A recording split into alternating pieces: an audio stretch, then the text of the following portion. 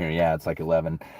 Good morning, everybody. Uneducated Economist here. So before we get started, I thought I'd do a mail call for you early arrivers here to the live stream. This first one looks like it's coming out of possibly Canada. It looks like it has a Canadian postmark here. This is pretty neat. I guess this maybe I'm just not used to mail or whatever.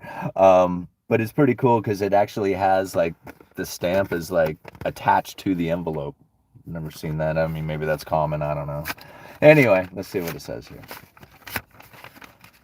All right. Okay. It says, Dear Simon, from one sober member to another, congratulations on your success. Recently, I had a profound realization on how the universe works and the magic it possesses, the power of positive thinking, and what really means to be alive. And Simon, I love my life and all the craziness and fun it brings. I feel I'm about to be launched into another dimension as existence. Sorry, I'm a terrible reader. Long away from a daily nonstop drinker. An existence long away from a nonstop drinker. There we go. Keep it short. I love your channel and the philosophical talks you have. Please accept this as a token of my success past to you.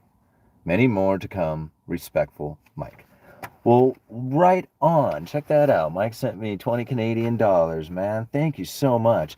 It's pretty cool. Canada has these little windows, like in their money there. I guess that's a security thing. But man, that is so cool. Thank you so much, man. I love currency. I love coin collecting and having something like that to put in my collection because I don't think I have a 20 Canadian that looks like this. That's really cool, man. Thank you. So, and I appreciate the kind words too, man. That's really nice. All right, so we got another one here. Looks like it's from my buddy UFO Engines. This guy is always so creative. UFO Engines is. Do I have my pocket knife on me? I do. I don't. Yeah, UFO Engines. He has like I remember like one of the first things he had sent me was this like schematic thing, this drawing of like a dashboard of like the economy, and it had like all the little different things on there, like adjustings of like interest rates and GPD, and it's like, you know, it is like you're driving the economy. It was pretty cool. I think I'll dig it out if I can and show it to you guys. It was really interesting. God, wait, you really packaged this thing up.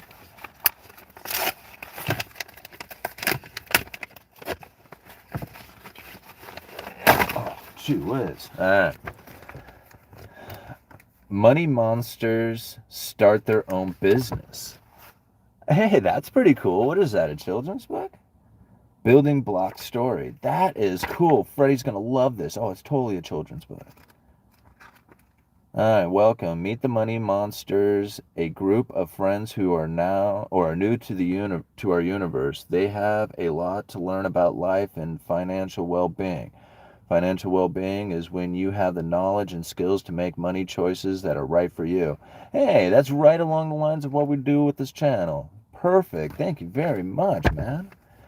And it's got a whole like lesson book thing going on here. Look at this. Money monsters learn to become good borrowers. Good debt versus bad debt kind of stuff. Man.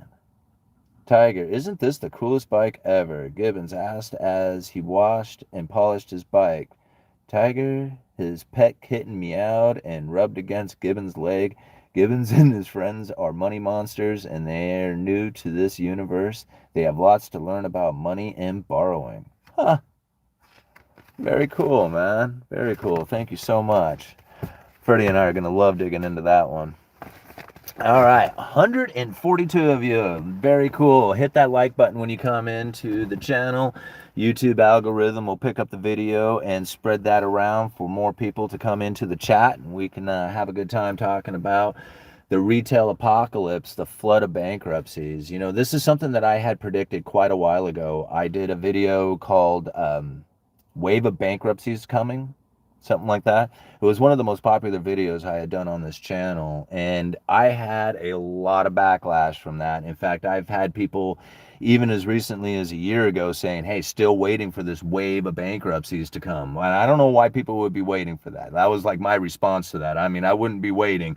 It's coming, and it's now starting to present itself. And one of the other videos that I had recently done, I think it was probably close to a year ago, was dying on the vine. And I think I left the link to that one down in the description. If I didn't, I'll go back and grab it and I'll put it down there after I upload the video, or after the video uploads. But in that video, I could sense it. I could tell that retail was slowing down dramatically. I mean, I work retail for a living. I work at a hardware store and I do retail sales for a living. So when I felt that retail sales were slowing down and I put that video out there, again, I got a lot of people saying, man, you're so wrong about this. We got plenty of stuff going on in my area. I don't know what you're talking about. Well, now you see the store closures starting to take place, and it's going to get worse. The article that I was reading that was telling was the CEO of, I believe it was the former CEO of Home Depot or something like that, was doing an interview. I think it was the Fox News article I left down there. Anyway, something about like by 2027, 50,000 store locations will be shut down. Holy moly, man. I mean, I know like store closures happen a lot, but to think like 50,000, maybe that's not a lot. I don't know. But it seems like a lot to me. And when I think about like how many stores are actually within, like, say, the Portland area, because they're shutting all the Walmarts down in Portland due to all the crime and stuff that's happening up there. And that's a whole other topic that I would love to discuss. But really, we're just kind of talking about the retail issue of things. And when you see this happening and you know that it's taken place, and you're putting it out there, and people are still calling you out saying, no man, you're wrong, you're seeing it different, it's different in my area or whatever. Here it is, right? Here's the article, here's the time. And the reason why it was easy for me to see is because I've lived through store shutdowns before, right? And I mean, like, a couple of them, like more than one. I've worked retail, like, lumber yards for my entire life. I've worked for 4 different lumber yards. 2 of them I've, like, literally watched go bankrupt. I worked for the company as they were shutting down, watching the receivers come in, watching how they come in and calm everybody down, saying, hey, we're going to do our best to try and keep this company going and keep everything, everybody employed, and keeping the herd calm, so that, everybody doesn't just bail out on the company and steal everything. And then what they're really doing is just trying to liquidate the company and, keep everybody calm and cool them before they lay everybody off. I mean, it's just like, it's a really sad story when you see it taking place. And I've told that many times. I mean, when I watched, like, the recent one, when I watched the lumberyard that I worked for before I worked at the place I do now, when I was watching those guys go down and I watched the receivers come in, that when they went into receivership and these lawyers started coming in and they're like talking that game about how they're going to try and save the company. And I remember they pulled everybody like aside, like they busted us in. There was maybe, I don't know, 30 people who were working for the company at the time.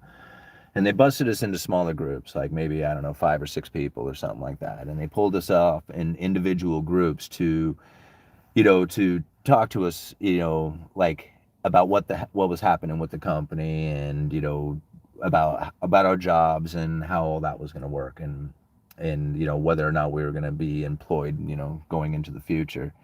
And I remember, like, before we went into the meeting, I remember telling, like, one of the other guys there, I'm like, hey man, we're going to go into this meeting and they're about ready to blow a bunch of sunshine up our ass, right? This is what they're going to do. Watch this.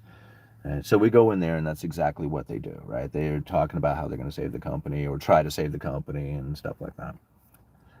Now, I remember sitting there at that desk and being very quiet at first, and said, hey man, can we ask some questions? And he was like, yeah, absolutely, man, you can ask questions. And I said, so you're going to try and save this company. Obviously, you're going to have to do some cutbacks, and cutting back means that, obviously some of the employees are going to have to be laid off.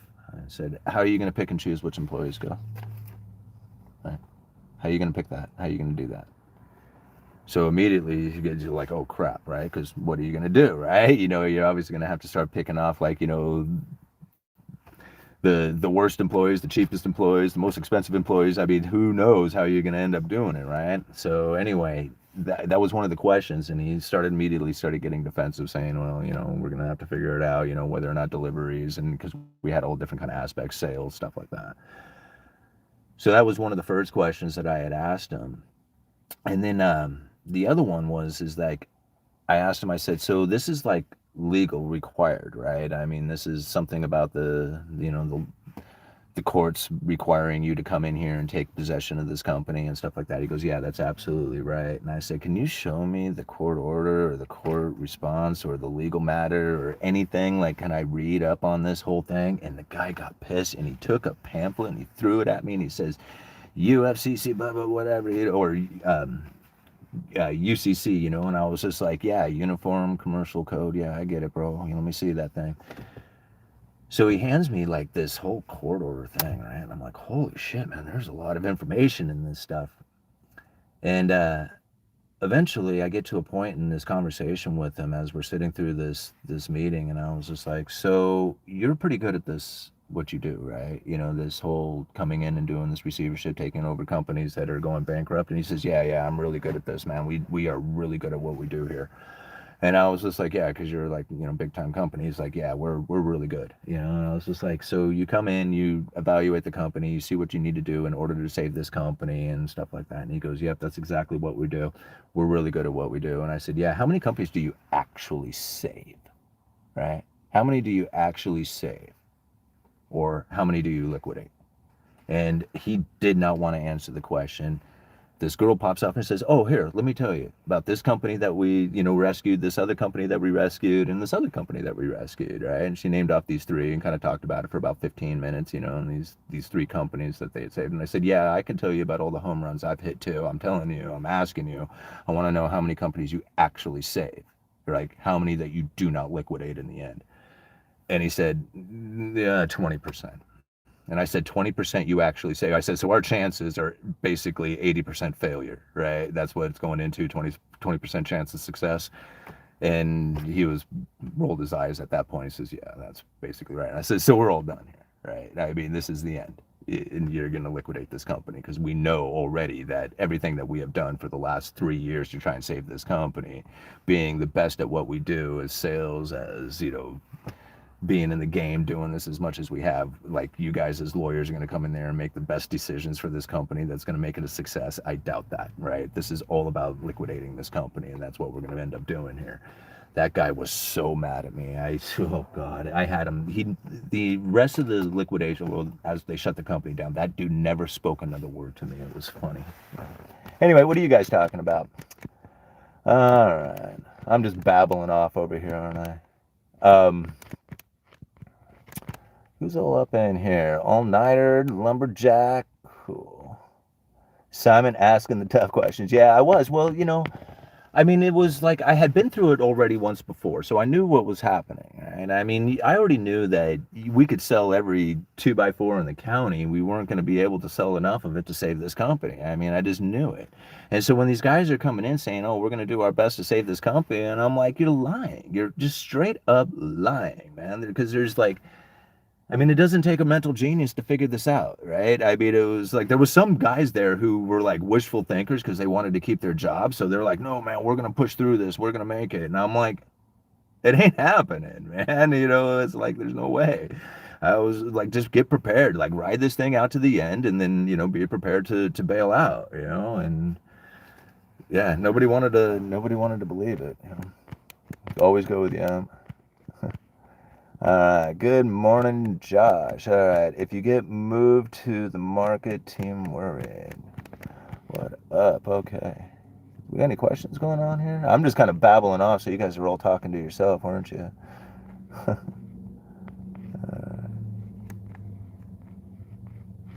Oh, what's up, dishes? All right, my wife must be up in here. I'm not even sure what a lumber yard is. Whenever I need something done, I just have burly men from the colonies do work whilst my family is, and I get ice cream. God, that's great.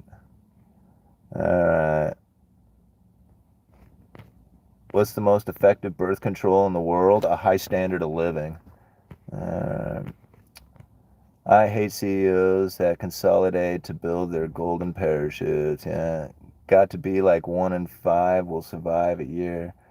When will bread cost $20? I could I could take a test on what you said. uh, all right. So, one of the things that I've seen out there is like, you got these arguments going back and forth. Take a look at some of the links that I leave down in there. You got one guy who's screaming out like, massive deflation coming. And meanwhile, you got like the Federal Reserve saying that, man, we can't seem to figure out this whole inflation matter. As far as bringing it down, it seems to be hotter than we were expecting or whatever. I mean, all this stuff it's such garbage to me. Like it's so much it is so confusing to try and say, okay, I'm going to try and take in this information that these people have and look at it realistically, because it is so contradictory and to each other, and is so confusing on what's really happening. I mean, I just kind of follow I mean, everybody tells their own story, but I mean, I just follow my own story from the things that I was seeing at the time that they were taking place and lock those things in. Like it was a year ago that the Federal Reserve said that they were looking to try that when they go to fight the inflation, because you think about it, really, we've only been lifting interest rates for what, a little over a year now. And if you go back a year to 6 months, like the Fed funds rate, like a year to 6 months ago, were like, somewhere around the 2 to 3%. I mean, I don't know, I don't have a chart in front of me, but it was much less than what it is today, right? It was like half of what it is today. So you have to think that is what's impacting the economy right now, not the 5% or close to 5% interest rates or Fed funds rate that people are looking at. That is impacting the markets. But the economy is being affected in a lag, 6 months to a year ago, right? Whatever the Fed funds rates were then. And a lot of times people say that's been shortened up because the Fed pushes out so much information about what it is that they plan on doing, that the markets start reacting ahead of the Fed's moves, right? So that lag time shortens up, but it's still a lag. I mean, you got to think like the interest rates actually have to get into the economy and then start flowing through. So the decisions that we make, the businesses that we start, the projects that move on, all that other stuff, that there's a lag to all this stuff from the time that you decide to the time that you get the money to the time that it actually starts taking place. All this stuff is like, it moves along, in a lagging timeline. So when you think about like the Fed saying, oh, we got interest rates at 5% right now, and this is the impact that it has on the economy. No, not yet. It's going to have an impact as we move forward. The next 6 months to a year is going to feel the effects of the 5% interest rates on the Fed funds level. But right now, the economy is feeling the effects of something that is much less. Whatever. It could be even more than that. Maybe it's only 3 month lag. I mean, but it's still a lag. It's whatever it was 6 months ago. I think it's probably more like the 6 month, kind of timeline. That would probably be more realistic to it. So that's really what I think about when I think about the Fed's like raising of interest rates or what it is that's impacting the economy. So now, when the Fed said that we are lifting interest rates, or not, I had a guy actually get say that I shouldn't use the word lifting interest rates because it sounds like they're removing them, but the rising of interest rates, right? So when the Fed was raising interest rates, they said it then. We're going to try and bring the consumer down, right? Trying to, prevent the consuming from happening or hurt the consumer. I mean, it's another way to say it. And then get help from the supply side. I mean, this is exactly what Jerome Powell was saying, and I made a video right then saying that ain't going to work. That is not going to work. It's going to cause the inflation to drag out longer than it should. And now it's not because hurting the consumer is needed. What happens to hurting the consumer is what is needed to happen in order to keep the prices down, right? To keep people from going into driving the prices up by buying stuff. I understand that part of it, but getting help from the supply side of things, when you're telling the suppliers, the manufacturers, the retailers, the distribution network out there that we're going to hurt the exact person that we need, right? That you would need in order to do business, then why would they jump into that game? So when they say we want help from the supply side is basically saying, hey, we're going to give you the finger. right? Go piss off, right? Because we need a consumer there. That's what we really want. And so that's when I was saying it, like back then when they started to make that statement, I was like, nope, this is going to cause the inflation to stick around longer than it should. Now, I mean, I can't give you the right answer for it. I'm just saying that's what was going to be the results of it. And there we are, right? It's like sticking around longer than it should have. And that's exactly what the problem is. Now, you don't find it so much in like the retail side of things, right? Because retail is coming down dramatically. You see this over inventory, you see all these retail apocalypse coming down and stuff like that. It's the service side of things, right? It's still like, I was reading a restaurant, like restaurant prices are moving up dramatically. I forget what the number was, but it was like some, ridiculous amount of, increase comparatively to like wages and the rest of inflation and stuff like that. It's like the hot market right now. And so I'm thinking, okay, so restaurants are going up in price, right? Service industry, anything that has to do with services, because what does services need? It needs people to actually do it. And right now, you still have a tight labor market. And so therefore, the services are going to be very expensive if you can't find anybody to do them. Right? Like right here, even in my own area, I have people who come to me all the time. I work at a retail lumber yard, right? They come to me all the time and they say, how come there's nobody here who wants to work? And I'm like, it's not that nobody wants to work, right? It's just one, they don't want to work for a cheap wage when they're living in a high priced area. And two, there's no place to live here. So things get very expensive, right? So nobody can live here. There is nobody to work here. So the services are very expensive when it comes to places that don't have, a place to live, and everybody is like, moving and retiring to it, right? So that's one of the reasons why we were experiencing it, at least in my area. And I imagine that a lot of places are suffering through a lot of the same situations when you just can't find, the people to actually do the work. So, man, I'm really rambling today. Did I see a super chat up there? All right, we created a monster. Too many companies are greedy and too many consumers want more options. Time for a radical change. Yeah, I would be nervous about. Thank you for the very, very much, Pedro DoorDash Santiago. Thank you very much for the $5. Um, yeah, those are the obvious symptoms and the problems that you see out there. But the only thing that I have found, and I was trying to explain this to a buddy of mine the other day, because he was like, "No, look at all the money we spend on this, that, and the other thing." And I'm like, "Yeah, you kind of have to spend all this money. You kind of have to go into debt. You kind of have to do all this stuff, or else our way of life is gonna vanish." And he was just like, "So what? So we all go back to like, fending for ourselves a little bit more?" And I'm like, no, not a little bit more, like completely, like ungodly fight for survival kind of stuff. You don't wish upon this. And it's like, because there was a time I'm thinking, man, we should go back to the gold standard. We should do all this stuff, right, to get rid of or get out of this fiat currency. But then I realized what it's going to take to get out of the fiat currency. And I'm like, oh man, that is not going to be pretty at all. Like, in fact, that is going to be a very dangerous situation. And I don't look forward to it at all. Now, I'm preparing for it, or I'm thinking I'm preparing for it. I don't know if I'm actually going to do it right, but, we're all trying to figure it out. So, when you get into gold and silver, cryptos, even cash on the shorter term of things, what you're doing is you're getting out of that third party, you're getting out of that risk, and that's really where you're going to have to be, is away from anything that is tied to the government or tied to the banking system directly, meaning like your wealth is in the banking system or your wealth is somewhere like in that third party. In ultimately, the reason why is because if the fiat currency fails, like if our dollar fails,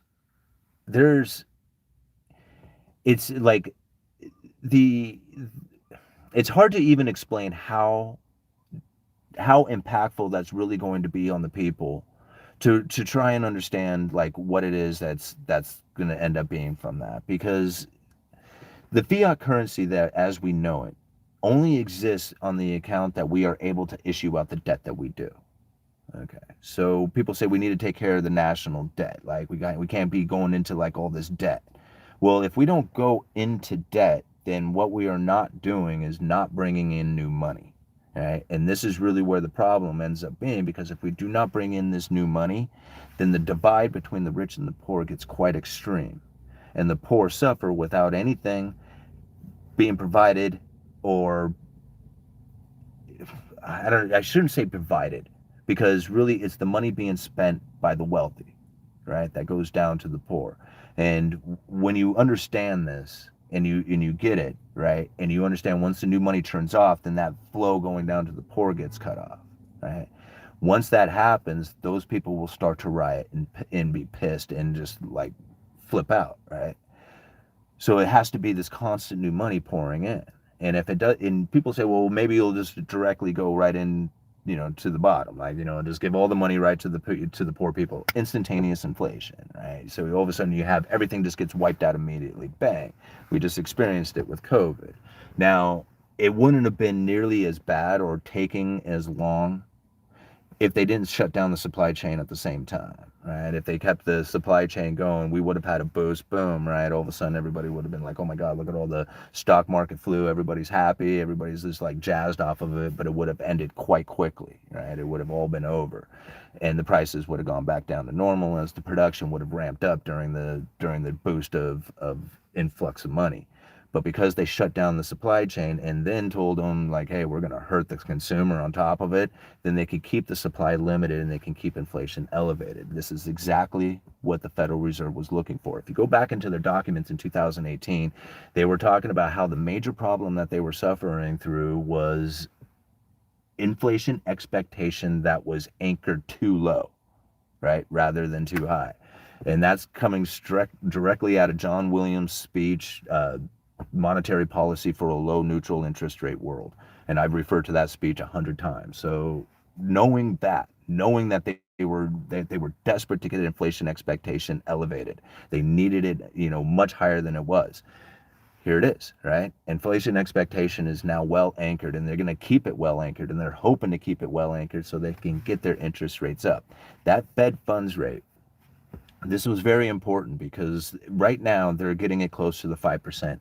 If they can maintain 5% for at least a significant amount of time, being like 6 months to a year, maybe, I don't know exactly what this is. If they can do it for that long, they have their ammo back. Right? And now the next recession that comes, they can combat the recession with the dropping of interest rates of 5% and hopefully stimulate the economy by getting people out there to borrow money to buy houses, cars, go on vacation, do all that other stuff. So it was like something that I had predicted a long time ago. I said, this is what the Federal Reserve would love to do. I doubt they can do it, but they did it. Like, I was actually amazed. I didn't think they would get the Fed funds rate up over 2.5%. I was be surprised by that.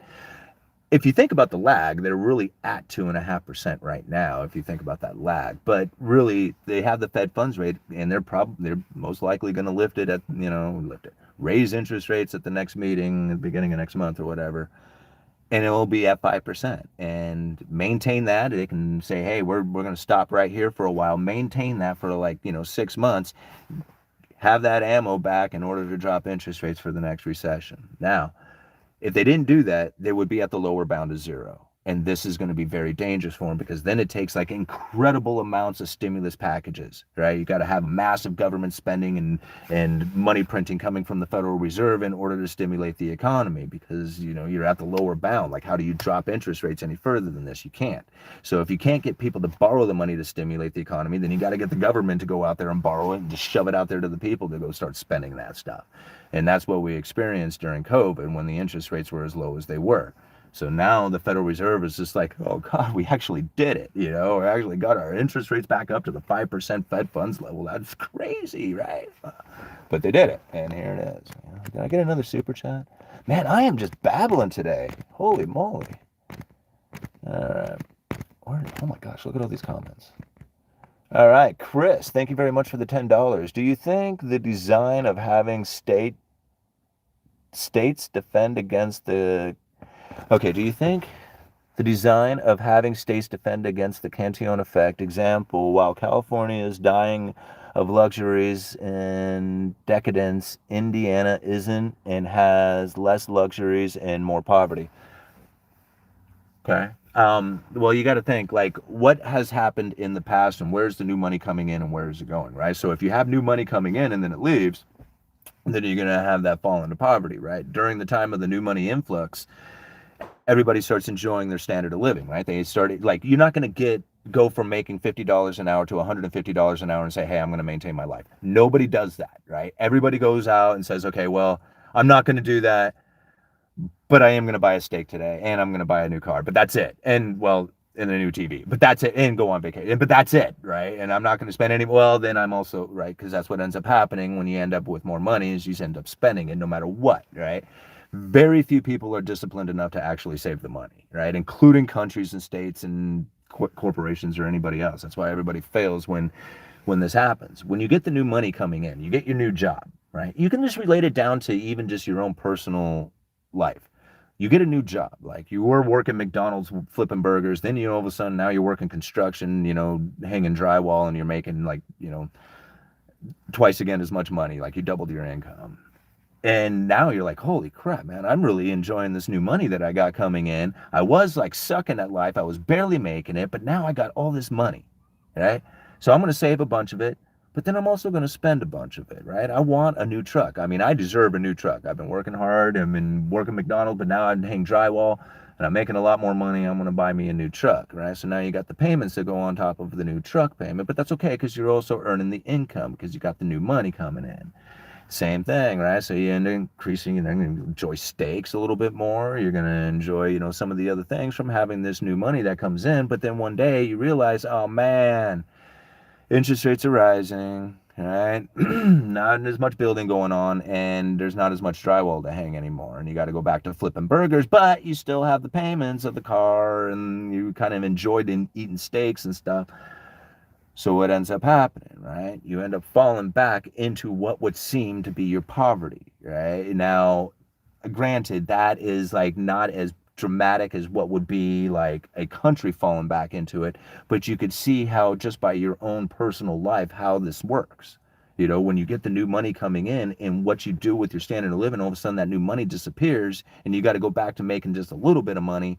Well, now you got to figure out, you got to scramble harder to manufacture more money, right? How do you get it? You got to work harder or put out more hours, take on another thing, whatever, in order to get the new money to come in to maintain that standard of living that you once had.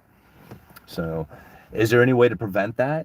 Well, once you have reached a certain level, like what was the question on it? It was just like, is there a design of having states defend against it? Well, yeah, if the only defense you can have against it is when the new money starts pouring in and people are like, wow, hey, we should start spending this money on luxuries. You don't, right? Straight up. Like the moment that you start moving into luxuries, you start saying, hey, I want a better environment, right? I want a better sound system. I want a better view. I want better anything. Like I want a better ride. I want better clothing. I want better everything. Then the moment you start doing that, then you start moving up into luxuries, and that's where the problem starts to exist. It's human nature. You can't prevent it. So like if you're conscious of it, and you're aware and you're like, okay, I'm personally not going to do this, and everybody understood why you don't do it, well, then, it would be like maybe okay. Then you'd have a society in which that people understood that moving into luxuries will eventually lead you into poverty. But nobody understands that. Like, they just think that the new money will just be forever because it feels like it'll be forever. You ever read that book, Who Moved My Cheese? Like, that was kind of like a story about that, having to deal with change, Some people think that the cheese is just going to last forever, but it doesn't. I got another one down there. Hey, Ricardo, thank you very much for the $10. Real estate is coming down, too. Just purchased an investment property, 3-bedroom, 2-bath, for $80,000 and another 3-bedroom, 1-bath, a little over $100,000. Are you or anyone else seeing this in your area? No, not in my area because my area is stupid ridiculous, right? And I live in a very expensive area, so I shouldn't, but I do. And no, so I haven't seen that kind of thing in my area. Now, I have seen prices come down, but it's coming down off of, again, like ridiculously high prices. So they're still like incredibly high. I mean, even run down, need to be torn down houses here in our area are going for like $300,000, right? So no, not yet. I think it's the change in the demographics of the people who live in my area. It's very much becoming a retirement area. The medical district is growing dramatically. From what I understand, it's easier now to get an appointment here in Astoria than it is in Portland for a lot of medical treatments. That's surprising to me, but it's not really considering how much is actually expanding here. The amount of customers that I get at the store, because I work retail for a living, the amount of customers who come in who are I shouldn't say they're incapable of doing it. They're not in the mindset of working on their house, right? These are former doctors, lawyers, whatever. They're retired, like people who didn't do things like, work on their homes or do remodelings and stuff like that. I even had an elderly couple who were simply just too scared to get on a ladder because they're old. Like, I mean, one of them falls. I mean, it's like they could be done for. They literally needed somebody to change a battery in their smoke detector. They couldn't find anybody. Like, this is how like dramatically different my community has changed. It used to be a logging fishing community. That's really what this was. And when you went downtown to the bars, that's what you saw in the bars were logger and fishermen. Now you go down to the bars and you see a bunch of like, hipsters and shit like that. Like, it's not the same crew. Now you can find those. You have to go to the right bars, but what used to be a very working class town doesn't feel that way at all, like, in any way.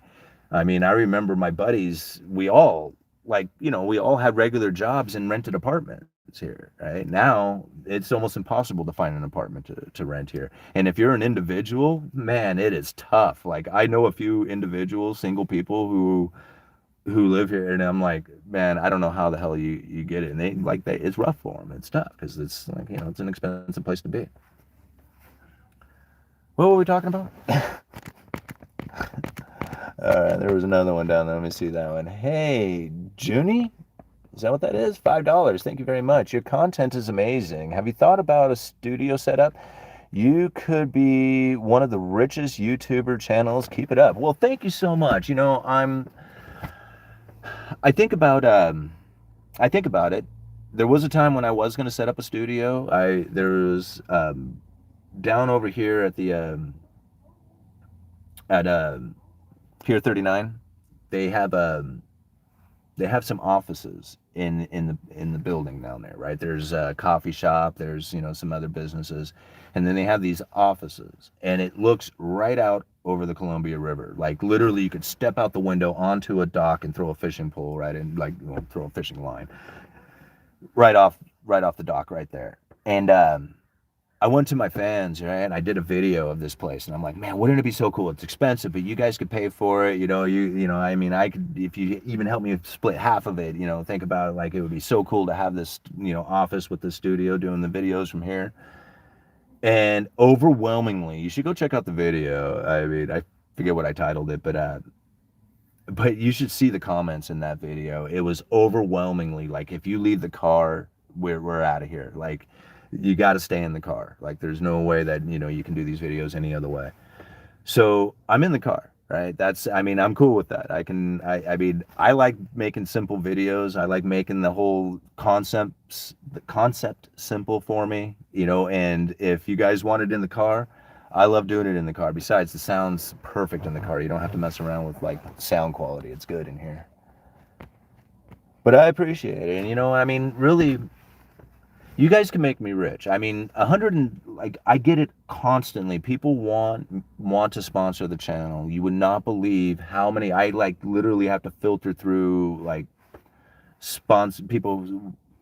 It's just it's amazing. And I think a lot of it's scams too. But anyway, people want that attention. 122,000 subscribers. I'm just close to it. Thank you so much, everybody who's subscribed to the channel, by the way. It's just incredible to think that I've got a 122,000 subscriber channel, but that's a lot of attention, right? And people want that. People want to pay for that. They want me to advertise their products. They want me to advertise their stuff all the time. And I've done it, right? I've done it in the past because it's good money. And I could be rich. If I took every one of these things, I would already be done.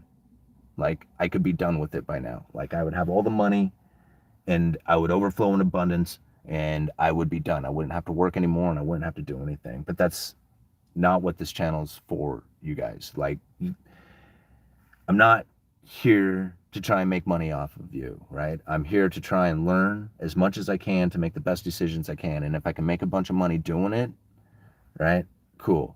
But I'm not going to exploit the whole thing, for my gain. I mean, my gain has been so dramatically changed, it's propelled me so much through life in just in the short amount of years that I've had this channel, that it's more than I could have ever asked for, right? So to ask for more is like, I don't know what I would be doing that for, right? Because you've already given me so much.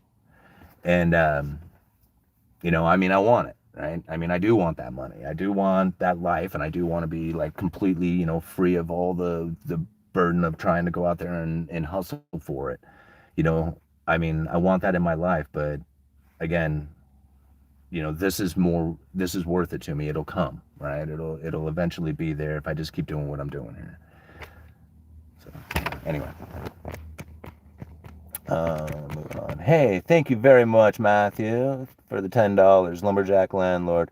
Prices are still up. Higher rates have slowed transactions, but prices remain stable. Supply and demand is the story. Median minus price sales are still moving in most markets. Yeah, and that's really what, you know, I'm thinking, because everybody said, you know, as the Federal Reserve continues to raise the interest rates, we're going to see the mortgage rates just explode. No, we didn't. No, we didn't. We saw them shot up, right? They jumped up dramatically, but that's it, man. That's where they went to. And they might move up a little bit more when they do the next interest rate hikes. But it's not the 15% going to crash the housing market kind of thing. That's not what's going on. And I had a feeling that was going to take place as the housing market sales slowed down, right?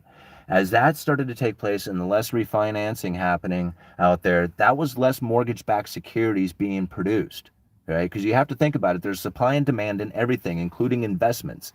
And if the mortgage-backed security market has less available supply to it for the investors to buy into, eventually it finds its price, right? They fall to the point that the investor says, that's it, that's my price, I'm buying in.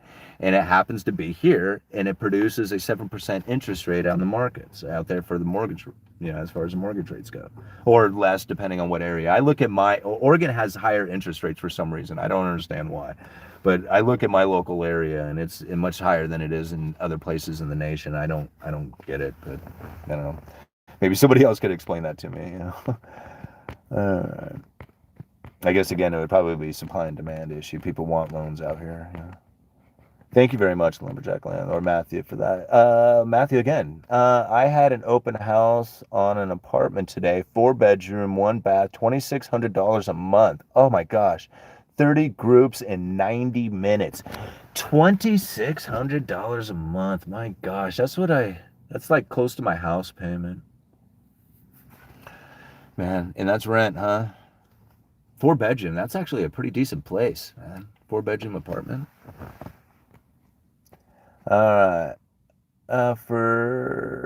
You could just have a fake car in the studio. Yeah, I could. Yeah. And I thought about it, you know, like, because eventually I would like to step it up to do something that's a little more advanced for the channel. I love the Uneducated Economist, and I love doing these videos, and I love doing like just from the car, just blasting out some thoughts. But I would really like to advance some of the things that I could do with it, especially with some of the interview stuff, because even now, if I was to,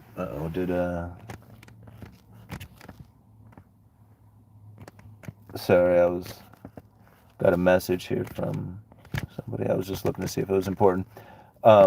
Shit, I lost my train of thought. What was I saying? I'm talking about the studio here.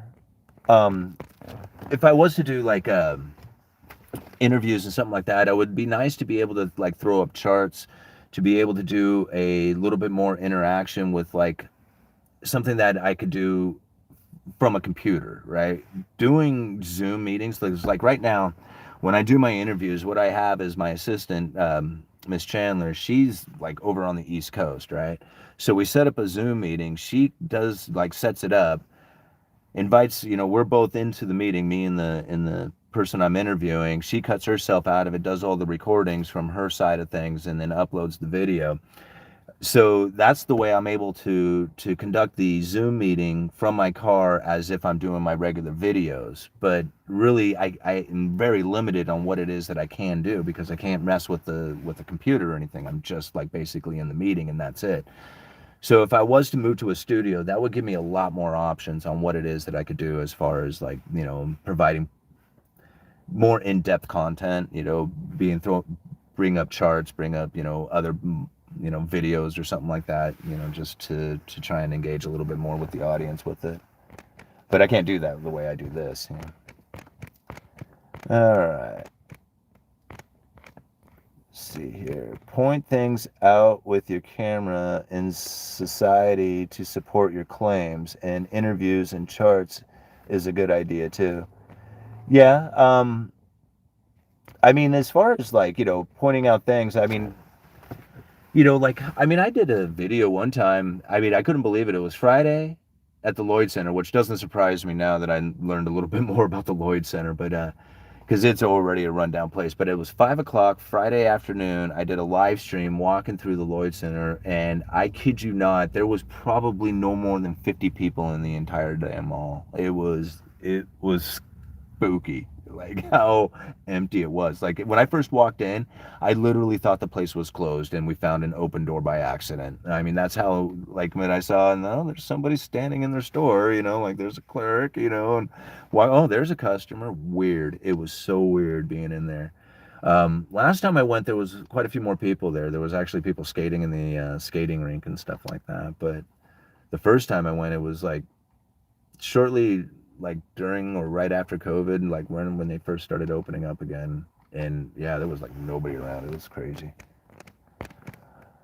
All right, great content about economics broken down for the everyday man by the everyday man. Keep it up. Yeah, you bet, man. Like, well, that's what we're all about here, is trying to figure this stuff out so that, just like these books right here, like what UFO Engine sent me, to try and figure this stuff out for ourselves so that we can make the most appropriate decisions for ourselves. Hey, Ned, thank you very much for the $9.99. Come to see blue-collar business owners I know. Oh, common to see blue-collar business owners I know are very wealthy, drive rusty old pickup, while their top earners drive luxury cars. One whole group has the blinders on, one capitalist getting ready. Yeah, and that's, that's one of the things that I learned a long time ago from some of the more successful business owners that I know.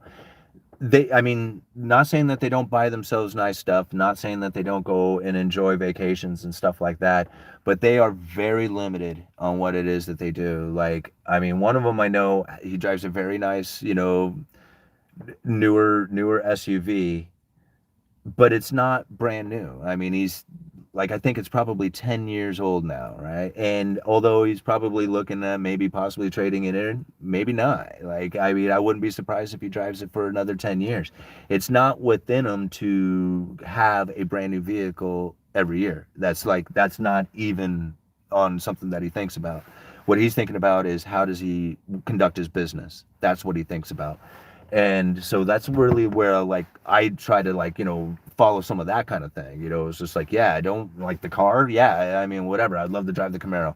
Whatever. Camaro will come. Got to get the business done, right? We got to do the business first. The Camaro will get there, And so, that's really, I think, the mentality of a lot of people who are successful in their life is they don't like that. The reward is out there, but it's not the necessity for what they're doing. It's like, it's something that's, a distant, it's the process of getting there. That's the important part. All right. I only buy used cars now. I have bought 2 new cars before and traded them in. Yeah, I bought a fairly new car maybe twice in my life, and I held on to them for a very, very long time. And I feel like I got my money's worth out of them. But I spent a lot of money paying for those things. And, really, like, this car, although it's a crappy little car that is not impressive by any means, cost me $500, right? And I get a lot of backlash when I put the video out there about driving a beater POS, because people are like, you'll spend more on maintenance and tow fees and all kinds of stuff. And I'm like, well, maybe. I mean, but that's not the case. I mean, that's not the case for me. I mean, it might be. It might be today. It might be like as soon as I start the car up and drive down the road, it happens to me, right? But not yet, right? I mean, the car still runs fairly good, and I mean, I got free not free, but I mean, towing's available through my insurance, so it's not like I have to necessarily pay for towing fees. You know, I maybe pay $200 a month is what I'm guessing between insurance and fuel. Like, I save a ton of money with this vehicle, like a ton of it. People who are thinking like, no, you'll save the money from maintenance and tow fee. No, you won't. No, you won't. There is no way that you are going to save more money driving a newer vehicle than I will driving this old Toyota. Right? Never in a million years. People will spend more on a tire for their pickup truck than I spent on this car. Right? In fact, what was funny about it is that the video that I recently did talking about driving that POS, that video just went completely viral. I mean, it's gotten like, I don't know, 200 and something thousand views. The ad revenue on it was incredible. In fact, it earned more money in ad revenue than I paid for the vehicle. Like the vehicle, it paid for the vehicle that video did. That's how awesome that thing went down. So like my vehicle expenses, like I keep it incredibly low, and because traveling shouldn't cost you. You shouldn't have to pay that much to travel. I live way out of town. If it was expensive for me to travel, then I couldn't live out of town. I mean, I could, but it would cost me, it'd just be that much harder for you.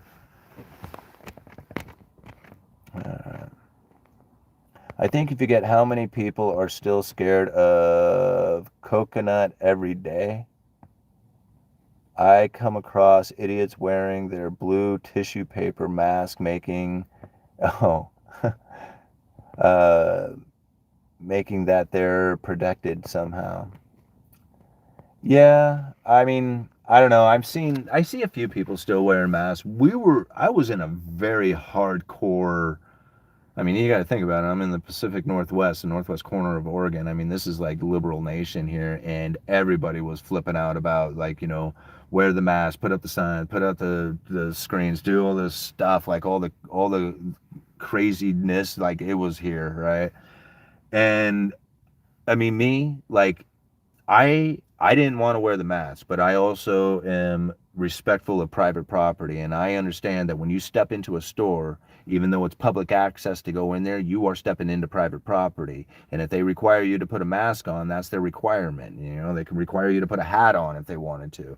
It's not like exactly good, right? And it shouldn't be like something that infringes on your personal beliefs and rights so much, but that's the case, right? You're walking into onto private property, and if they tell you to put a mask on, you have to put a mask on to be there. You don't have to be there, right? So I followed that, right? If I didn't have to put a mask on, I didn't. I didn't want to, right? But I wanted a job, and sometimes there was something inside of a store that I wanted to purchase, right? I wasn't going to fight that, right? I'm not going on to somebody else's private property and telling them how they're stupid, right? I'm not going to do that thing. So I follow what it is that those property owners wanted while I was on their property. If I wasn't on their property, I didn't wear a mask. Ew.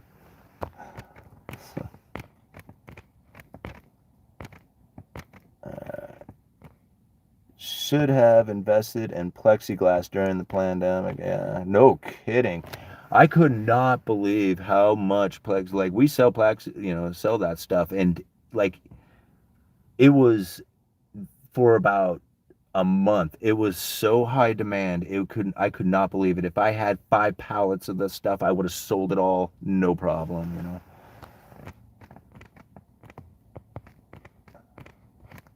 Are you Jewish? What does that have anything to do with that? All right. At the bank, you have to wear a mask, but you can't wear a hat. I don't know. I wear a hat every time I go into a bank. Well, not every time, because I don't really wear a hat anymore. But when I do wear a hat, I go into the bank so they can rate it. I'm always being complimented about it. About what? What did you do? Back in 2015, I bought an 83 Subaru Brat truck. Cost $2,000 plus $1,000 to ship. 2020, I decided to paint it and install Aussie Spec Bull Bar. Beats out spending $70,000 for a new truck. Yeah, like there's this guy who comes in to the store, and He actually, it kind of drives me nuts because he has a new Camaro too. But he also just bought this. I don't even know, man. Like, I don't even know how much this truck costs. I think it was like $100,000 or something for this damn truck. And he's complaining about it. He's like, I got $1,000 a month for this car, for this truck. 1,000. I'm like, yeah, you also got a Camaro, bro. You know? And I'm thinking, yeah, I could go and buy that truck. I could pay $1,000 a month and drive that thing around and bitch about it too, but I don't do it because I'd rather have $1,000 a month to do something else with. I mean, he had a different truck. I don't know why the hell you would go and do that, but he looks good in it, yo. Yeah. I mean, he doesn't look that good, but when he has that truck, I guess maybe, you know, ridiculous. I would never let somebody obligate me to do anything, even on private property. Yes, I can respect their private property, but I will never force me to do stupid shit. Brainwashing was what was going on. Yeah, and you don't have to go onto their property. I totally get it, man. Like, I mean, I get that too. Like, I stood out there and I was just like, man, I don't want to do this, but I want that product in there. They're dumb, whatever, right? And I put it on and I go in there and I get my stuff, and as soon as I leave, I take it off, right? Now, it's not my responsibility to teach them about what rights are, right? I know what my rights are. I know when I'm standing on the street what my rights are. I know when I talk to authority, I know what my rights are. Like, most people can't do it. If you can go to somebody when they say, hey man, where you been, what you doing, what you got in that bag or whatever, and you can sit there and spit out to them the rights of the accused, right? And you know your rights, you know the first 10 amendments, right? It's just like hardly anybody out there knows, right? They think they know what rights are. I hear people talk about their right, like right to health care or something, right to a job, right to, you know, I don't know, all these rights. They spit out all these ideas of what rights are, and I'm thinking, you have no clue. You have no clue of what rights are, right? Rights aren't given to you. Rights don't come from government, right? Rights are something you already possess. And if you do not know what they are, then you don't have them, right? There's no little magic guy who's going to jump out there and say, hey, I think your rights are being infringed upon right now. You ought to do something about that. No, right? It's up to you. And that's it. Like, no government, no cop, no anything out there is meant to protect your rights. Just you. And so if you don't know what they are, then you don't have them. That's just all there is to it. So even still, like, you know, being on private property, wearing a mask, knowing your rights and knowing what they are, it doesn't mean that you have given up your rights because you have gone onto the property and wearing a mask, right? It might be going against your beliefs. It might be going against your rights or what you feel are your rights. But when you're standing on private property, what you are doing and you're putting a mask on is you're respecting their private property and their right, okay? That's what you end up doing, is you're respecting them, even though you may not respect the belief about it, right? So, you know, there's two things going on there. The belief that you don't have to respect, but you can respect them for having their own personal beliefs about it.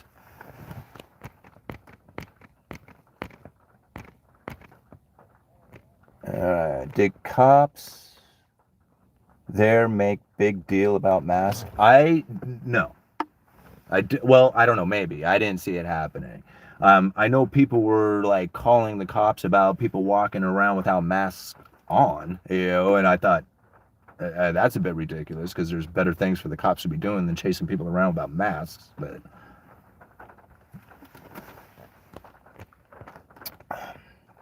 thoughts on population and immigration control to lower housing costs? No, I don't. I think those two are not related to each other. I think there's two different things happening on that. So I can't put those together and then form an argument because I don't think that's related. Yeah, I mean, a lot of people might, you know, argue with that one, and I just don't. I think you could build just about as many houses as you want in pretty much record time if you were to just give the motivation and the decisions to do that, right? I mean, you think about it. There was like, I could knock out a house, all-nighter, right? I mean, you know this. How long do you think it would take us to knock out a 1,200 square foot simple ranch style home on a concrete slab? What, 6 weeks tops? I mean, like, if that. I mean, it was like we could, like, knocking out a house, like a simple ranch style built on a slab house, Now, you could have them done in no time at all. The amount of building supplies that are produced in this country to build a house are easily done. Like, we can manufacture everything we need to do to build a house in this country. We could ramp up production and do it right now. Housing is manipulated to the condition that it is.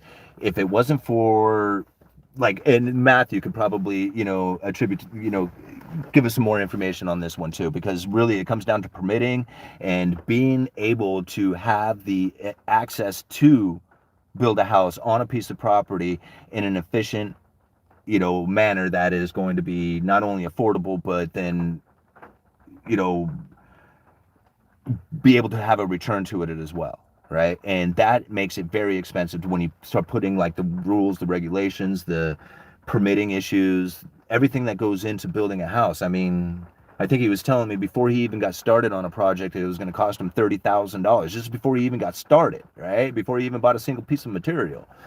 This is Matthews talking about this. So, building homes in this country, it could happen like right now. I mean, it could definitely. It, for whatever profitable reasons and manipulation and whatever conspiracy theories you want to come up with, there's a ton of that stuff going on out there. Ultimately, I see it as the Cantillon effect, right? This is more part of like new money flowing into the system, and the people who have first access to the money get to be the ones who spend it. The ones who have the first access to the money are the ones who are going to end up buying into real estate and the luxury items, because the house is a luxury item, believe it or not. It's not a right. So all that stuff makes sense to me when I see it happening. Hey, thank you very much, Depressed Panda. Oh, terrible name, bro. Sorry. Good Oregon coastal cities for retirement. Actually, I have found that I have found anywhere on the Oregon coast, from Astoria down to probably all the way down to the California coast, but definitely down to Tillamook. This whole northern stretch of the Oregon coast is absolutely the most beautiful place in the world.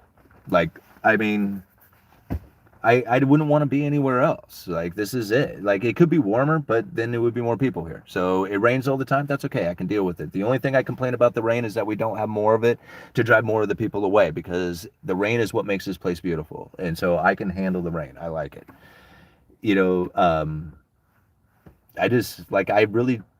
I couldn't tell you of a bad spot. Like, if you make it anywhere from Tillamook to Astoria, anywhere on the Oregon coast, or some places that are going to be a lot more expensive. Like Cannon Beach is kind of expensive.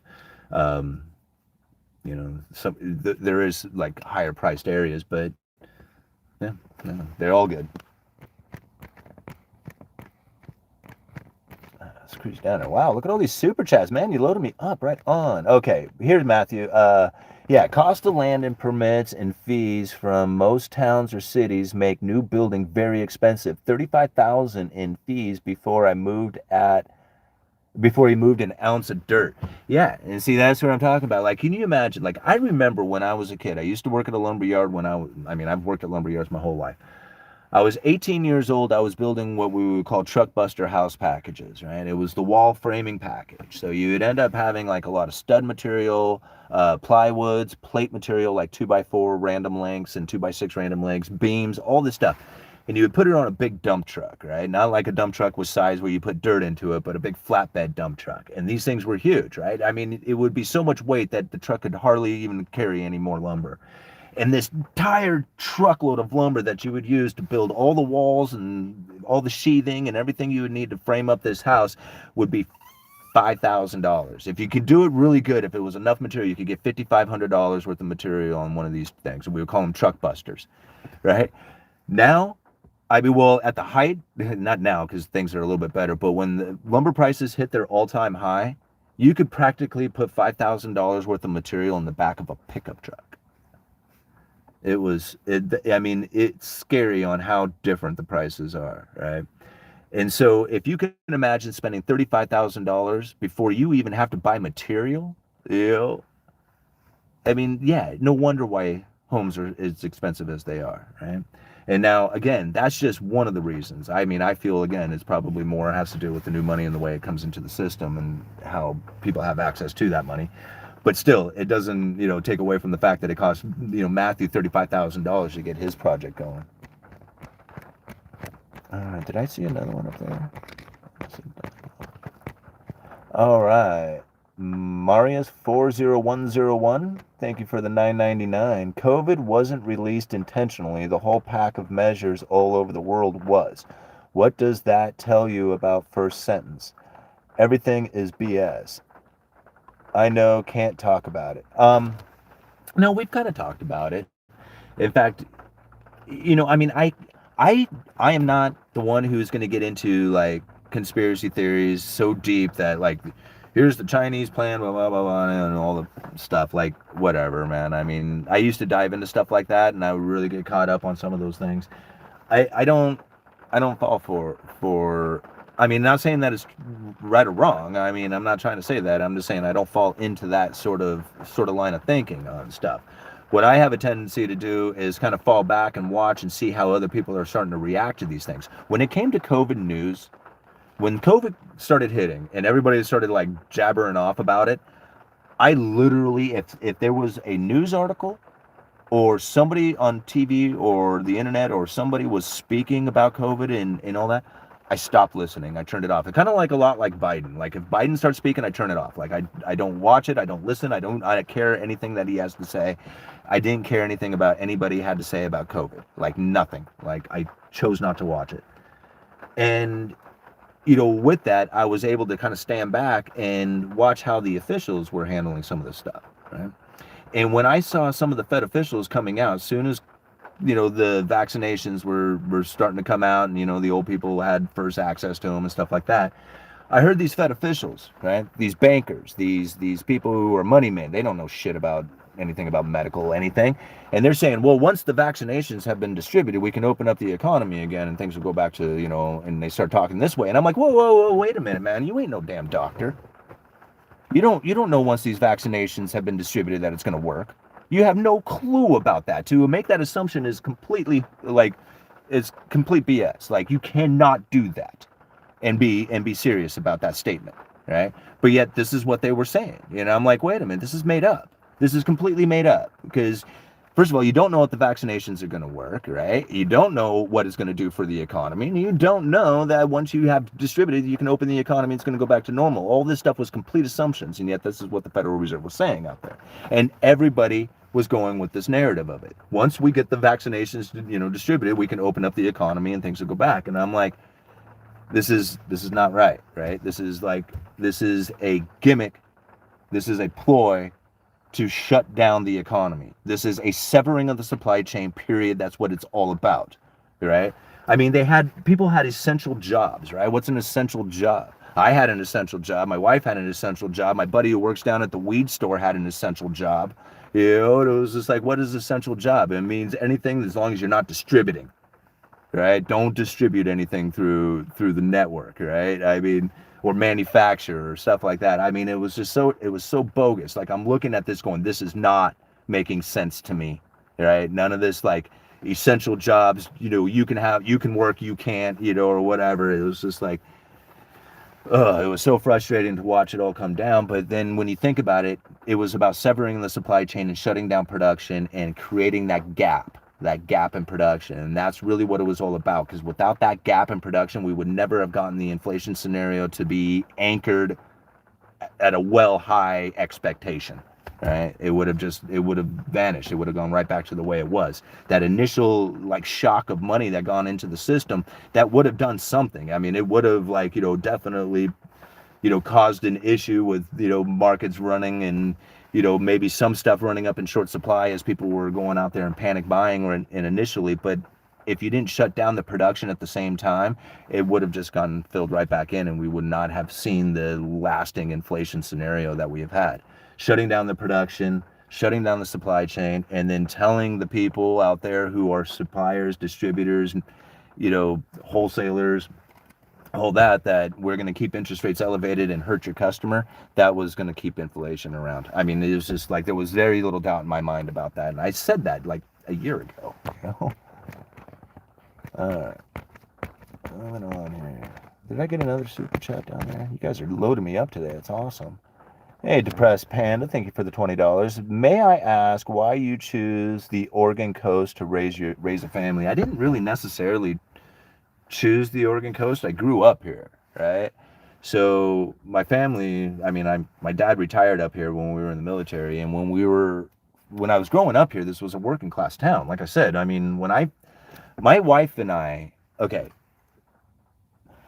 I graduated high school in 1995. The day I graduated high school, I moved into an apartment with my girlfriend, who is now my wife. She was already living in that apartment. The two of us had part time jobs while we were in high school, right? So she was working a job in high school and living in an apartment by herself, right? And then about a month later, I graduated, I moved in with her. So we were like, this is what we were doing as kids. The idea that somebody could do that now here, I don't see that. Like, I just don't think that would be possible.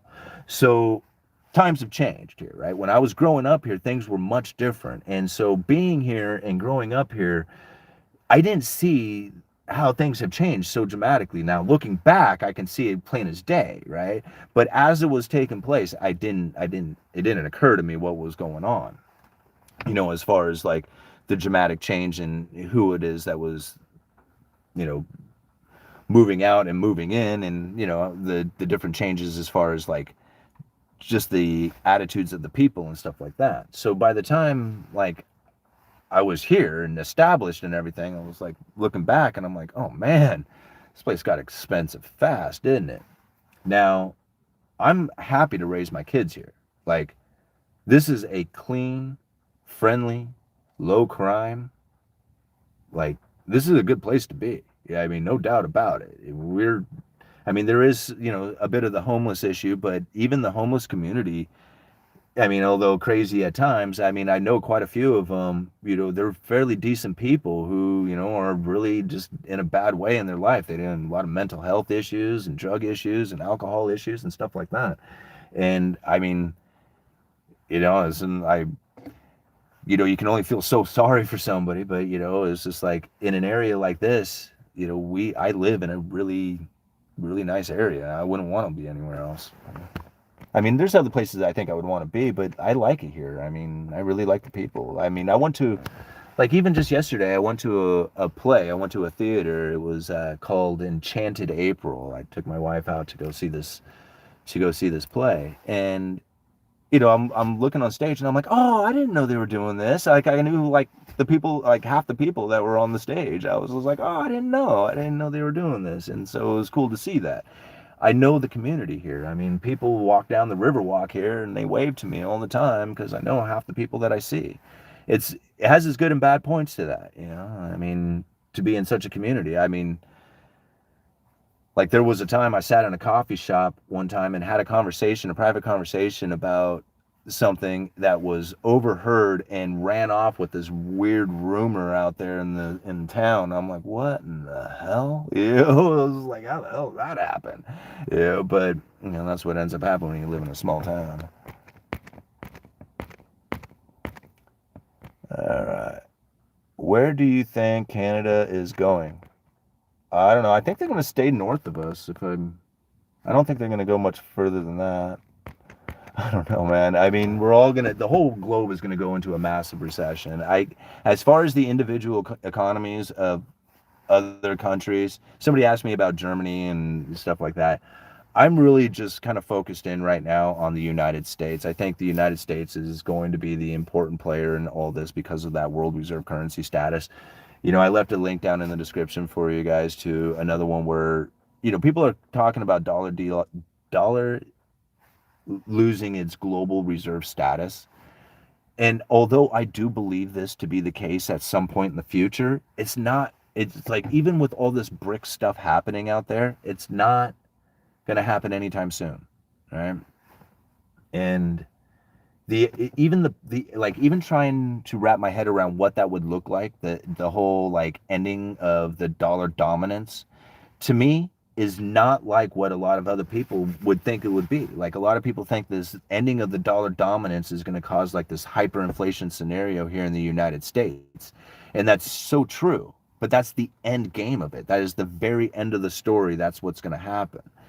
In between now and then, there is going to be a dramatic rise to the dollar. Like, such a rise to the dollar, it's going to blow people away. They'd be like, what in the world is going on here, right?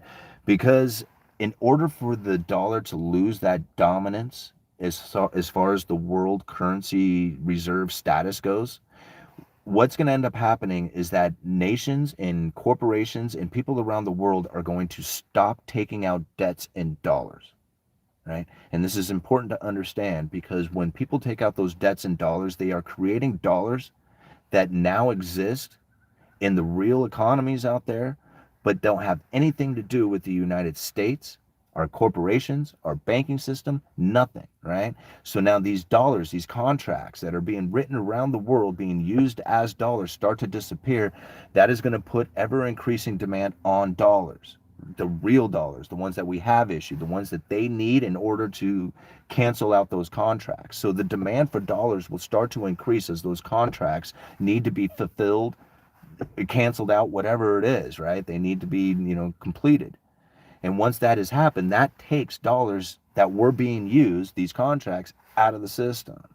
And so you can see this is going to start creating more and more demand for dollars. And as this continues, it's going to cause strengthening of dollars. Once everybody has gotten their dollars and they are out of the contracts and they no longer are writing contracts in dollars, there's no place to go with those dollars except for the United States. They would be the last people to accept them. And then we would see that flood of dollars coming back to the United States, creating the hyperinflation scenario that people are looking for. So until I see that dramatic rise in the dollar, I'm not worried about hyperinflation. Like, I'm just not. I mean, we see inflation, but it's not the inflation from dollar destruction, right? That's what a lot of people think that is happening here in the United States. Money printing go off, right? Money prices go up, whatever. People say that all the time, and my argument to that is what happened to lumber? Why didn't lumber stay at $1,700 per thousand in the hyperinflation scenario that everybody says is happening right now? Why didn't that happen? Why is it at $400 per thousand, the same price it was back in 2016, 17, 5-6 years ago? $400 per thousand is a very common price. I mean, like, decades old price for lumber. So it disappeared. Like, there is no inflation in lumber anymore. It just went away. And I have to question, so what is it? What happened in lumber? Because the entire time I was saying it before even lumber took off, I said this is a supply chain breakdown. I did an interview with George Gammon, like, talking about how pressure treated lumber was disappearing. I couldn't buy 4x4s from my distributor. It was 2 weeks later. Reports across the nation about how nobody could find pressure treated lumber. I was experiencing it 2 weeks before I did that interview, but I held back on that information so I'd have good, fresh information for George's interview, right? I mean, I could have talked about that a month before it actually happened, right? Before everybody else. And this is like, when I look out at the difference between a supply chain breakdown and a lack of distribution, and then I look at the money printing going on, right? Because in order for there to be like inflation on all things at once, there has to be an injection of money in all channels at the same time, right? Otherwise, it doesn't create the inflation like we had experienced. Quantitative easing 1, 2, 3, and 4 took the Fed's balance sheet from $850 billion to $4.7 trillion or something like that, right? So how come we didn't experience the inflation scenario from the quantitative easing 1, 2, 3, and 4 for the decade that it was around, right? Or the process of it. But yet here we had all this inflation from the last quantitative easing that took place during COVID. The main reason is because when they printed up all that money, it ended up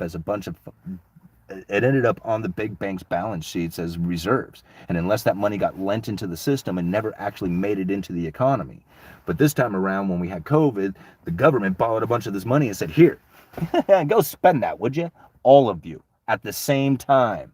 Go spend this stuff. And at the same time, here, we're going to cut the supply off. So now there's not going to be anything left when you're done. Guess what happens? Now you got a supply and demand imbalance, right? Demand's way up here, supply's down here. And now supply is falling at the same time demand is. So that's why we're not being able to get the inflation to come back. And it's sticky because these two are falling at the same time. I mean, to me, that's clear. Like, I can't go to a chart and say, here, look, you can see it right there. But to me, that seems pretty obvious to me. Right now, if you look at lumber, you can't really look at lumber inventories because you don't know, right? But I can call up and I can find out from my vendors where they are on material and stuff like that. When it comes to things like trim, getting doors, windows, stuff like that, all that stuff is super easy to get, right? But lumber is getting a little tougher, right? Now, I can get all the lumber I've ordered, I've gotten. Like, I haven't had any shortages yet. But, right, the sales guy, my lead salesman who's, is in charge of buying wholesale for the yard, he talks about how sometimes there's material out there that becomes difficult to source out. OSB happens to be one of them. Like, even though it's cheap right now, occasionally it is difficult to find a unit to bring it in. Now, the demand for it is not that prevalent, right? You got the home builder sentiment that's still fairly low. Everybody's nervous about interest rates, don't know what the economy is going to do. So the demand for building materials is still quite low. And so the production of it is also low, right? If you get any kind of spark to that home builder sentiment, you get the Fed says, okay, we're done raising interest rates. We're not going to do it anymore. Everybody's going to call that a pivot, right? And the markets are going to flip out about that. They're going to say, okay, game on, right? Fed's pivot, right? But they didn't pivot. They just stopped moving up. They're like sitting on their hands. This is going to be the scenario to it. And then the spark in the home building is going to start taking off. When that happens, who knows how much inventory is going to get zapped, right? Right now, it is lean. It is a lean inventory out there. And if a demand picks up for it, it's gone, right? And we're going to start finding prices shooting back up. I'm making this prediction now, but it's like, it's not even a prediction. I mean, it's just like, it's obvious. Like, I don't know how else to explain it. It's just like, it seems so simple to me, Can I get some more super chats down there? Depressed Panda, thank you for the $20, man. You're loading me up today. How do Oregonians see outsiders? That's an interesting one. I mean, I think that most Oregonians, are probably outsiders themselves. Now, if you go to like Eastern Oregon, they're a lot more conservative over there, a lot more of like the farming style, ranch style kind of people. So they probably end up being located in their areas, like the family location, being there for a while. Here, it's very tourist oriented. So a lot of people move here because it's a beautiful area, retiring here. So it's like most people who are now in this area didn't really originate here, right? They weren't born and raised here. I mean, a lot of people are, but a good deal amount of them aren't. They're located here themselves. So the attitude of most people is they're new too, All right. Another $20, man. Thank you so much. I really want to move to Oregon coast, but I don't know how to start. Man, I don't know. I wish I could give you some advice on that, but I don't know. I guess probably come check out the area and just see what it's like. If you got money, if you're independently wealthy, then there's all kinds of beautiful places along the coast to live. So, but if you're trying to like move here, have a job, make a living, and start a life here, I don't know. You got to have a good business, I guess. If you get into like, I mean, there's not a lot of jobs that are going to pay you enough to be happy with the cost of living that's here. That's the problem. I mean, All right. Step 1, check home and rental prices. Step 2, avoid druggies. Yeah, that's it. All right. Minted Precious jeez. Minted Precious Metals. Thank you very much for the $9.99. I asked ITM Trading Lynette, how do you hedge the fluctuation in price?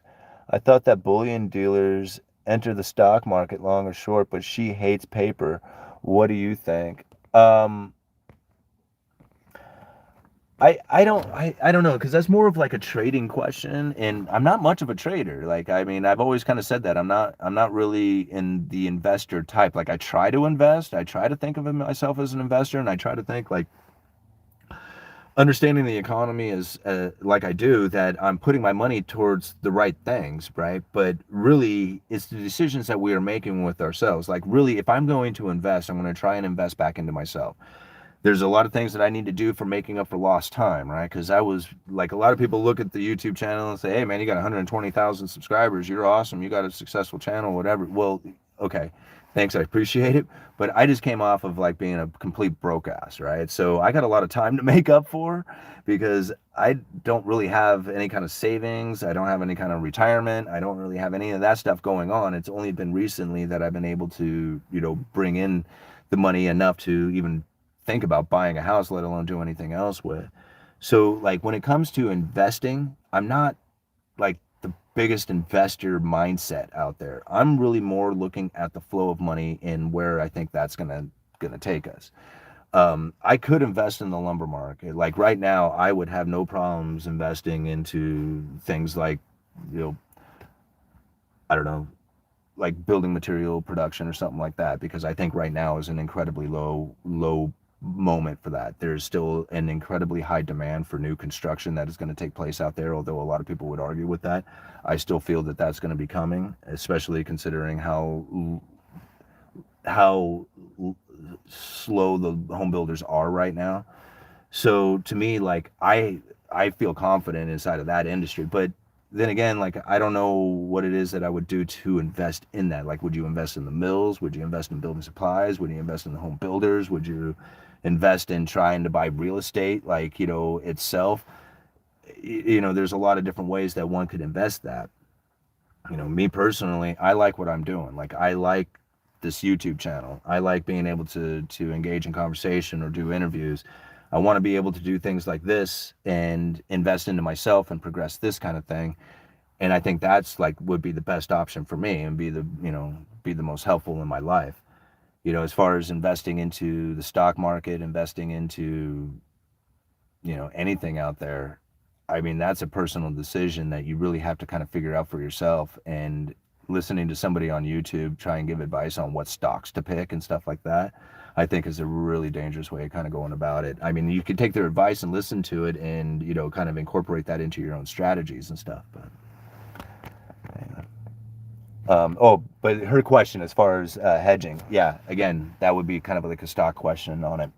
I buy silver and gold, mainly just silver, for the insurance policy, right? I want something that's outside of that third party, something that's away from the banks, from the government, away from anybody else out there, and is in my own protection. So having something like a tangible, like silver, even ammo or canning goods, stuff like that, those are the ways that you can exit your way out of the third party. As far as like hedging against like price fluctuations and stuff like that, I'm just not concerned about it. Like, I just don't think about what the price of silver is. I just think about how many ounces I can get, or how many I have, or you know what I'm going to need to do to get more into the future. That's it. Like, I don't think about like whether or not silver is going to go up to $500 an ounce. If it does, I'm going to sell a bunch of it. I can tell you that. Oh, there's a bunch of you up in here. 566 of you. 300 likes. Go hit that like button. We'll get more people up in here. If you hit the like button, the algorithm will spread the video around more. All right. Made it to my son's gonna take off. Much love, everyone. See you all nighter. See you, hider. All right. You have physical silver. Yeah, I carry physical silver. I invest a little bit into silver mine, or like not silver mines, but precious metal miners, mining shares. Um, that's really the way I kind of go about it. Ultimately, cash in the bank. That's what I'm doing right now. And I know a lot of people will kind of roll their eyes and shake their head about that or whatever. I mean, if you're not gonna spend that money, and you are definitely gonna have the cash in a year from now, like you have no intentions on doing anything with it, then I could see like maybe tying it up into an investment, 5% interest, something, because there's a few of them out there right now, and you can get quite a few $1,000s off of that. I mean, that's a pretty easy thing to do if you have $100,000 or something like that. But to me, I think the opportunity coming in the next 6 months to a year is going to be so much better than that. I mean, it's just my opinion on it. So right now, stacking cash is probably the better position to be in. I mean, and that's just, again, that's just my opinion on it.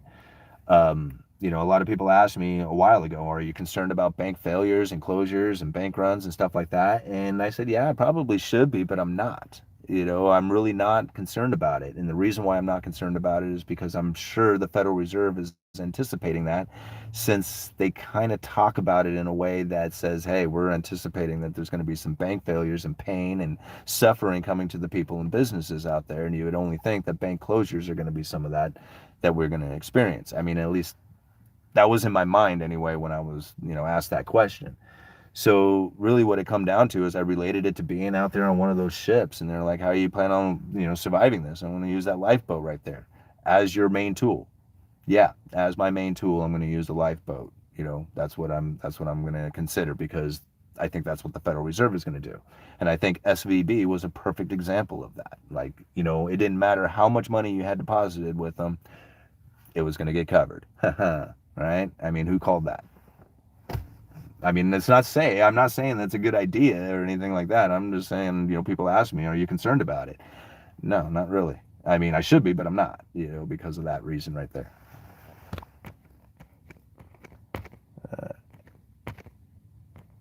My most conservative position is stacking cash. Yeah. Okay. What time is it? I'm gonna be going. Oh, it's still early yet. Okay. Silver was $20 last month. I grabbed a bunch. Yeah, good for you. All right. In the bank, really? No thanks. Yeah. I know. I hear you. I mean, I get you, Brett. Like, you know, it doesn't make any sense. But again, like when I started studying up, you know, and watching what the Federal Reserve was doing and what I feel that their intentions are, I think they want everybody to have their money in the bank. They're going to lock it in there, and then they're going to turn it into a digital currency, or turn it into digital currency. Like, I mean, people, you know, somebody asked me, it was just like, oh, you really think that digital currency is going to come? And I'm like, yeah, like zero doubt in my mind that we are going to have central bank digital currency in our future. Like, zero doubt. How about Bitcoin? It's over 50% in 3 months. Yeah, I don't know. Bitcoin's too volatile to get excited about. I mean, I buy Bitcoin. I did a dollar cost averaging of Bitcoin over the course of 2021, like 2021 to 2022. I bought $50 a month, every month or every week. No, I did it every week for a year. I bought a lot. It was like, I don't know, it was like $3,600 worth of Bitcoin or something like that. And it did quite well there for a while. And then Bitcoin took down, right? So that one portfolio I had fallen dramatically under what I had paid for it. Right now, it's about ready to turn positive. So I'm trying to dollar cost average and more, you know, while it's still under the amount that I have put into it, because I feel that it's going to definitely jump up. Now, I mean, that's the way I feel about it. Now, whether or not it actually does, I don't know. But I think Bitcoin is going to be moving higher than it ever has at some point. But I don't get excited about it because it is too volatile, and it's too questionable and anything else. My goal is to eventually have one Bitcoin, like, or at least enough of, like, because obviously I'll have a bunch of pieces of Bitcoin, but I will have combined enough purchases to own the equivalent of one Bitcoin. That's my goal. And then I don't even know what I would do with that. Like, that's like something in my head, and I don't even know why. It was just something I wanted to do. I don't know. All right. Hello, my friend. I appreciate your content. Homes here in Ontario, Canada are around 500 to 600,000, and it's getting ridiculous. Take care. Yeah, I mean, that's what my house is, and I live in a, you know, I don't even live in that fancy of a house. I mean, it's a nice house and all, but it isn't like, you know, I mean, I don't know why it's so much money. You know, just for the area we live in. I don't touch crypto. Far too risky. Best going to Vegas with that cash. Yeah, I mean, I don't know, to each their own. You know, I've been getting into Bitcoin for a long, long, long time, and I'm not that scared of it. Like, people are just worried you're going to lose all your money, and I'm like, whatever, you know? I mean, you can lose your money in anything you do. Like, it's just like, I'm not concerned about that. That's like, I mean, living in fear in such fashions that you're going to lose all your money. It was just like, only the money you have in there. I mean, if you have all your money tied up into it, then maybe you'd be concerned. But, you know, if you put $50 towards something, do you really think about that $50? You know, I mean, it was kind of hard putting $50 towards it every single week. You know, I mean, it was just like, Jesus, what am I doing here? But it was an experiment that I was, you know, going for. I did the same thing with the stock portfolio, and the stock portfolio is doing, it's doing better than the Bitcoin portfolio is, but it's still under as well. You know, it's just, I don't know. It's all about your risk tolerance, I guess. Canada housing market is all different. Yeah, that's for sure. I don't even try to understand it. All right, crypto is not Bitcoin. That's your mistake. I think that we're okay. Never mind. Yep, you're right. Okay. It's the blockchain that is revolutionary. Yeah, I agree. Supposed to act broke to keep wealth. Yeah, right? I mean, well, that's how it goes. You know, if you drive a cheap car, then you can acquire the money you need to have an expensive car if you want. But just don't buy an expensive car and you'll have the money to do it. Besides, I found a while ago, especially once I got out of debt, it really started making a lot more sense to me, and it started becoming a lot more different feeling. And the idea is that, you know, it's not so much of like having it, it's the idea of being able to have it, right? See, like when I didn't have a vehicle, like I dreamed of driving a new truck. Like I really, really, really, really, really wanted a new vehicle because I was tired of walking around, and I was tired of not being able to get places, and it was just a frustrating time not having a vehicle. And so I dreamed of having a new vehicle, right? And so anyway, you don't really get a new vehicle. You drive crappy vehicles. You drive those around, and I'm paying off debt, trying to figure out what it is I need to do to buy a new vehicle. And as I'm getting out of debt, and I start getting into the abilities to have a new vehicle, I lose the desire to actually do it.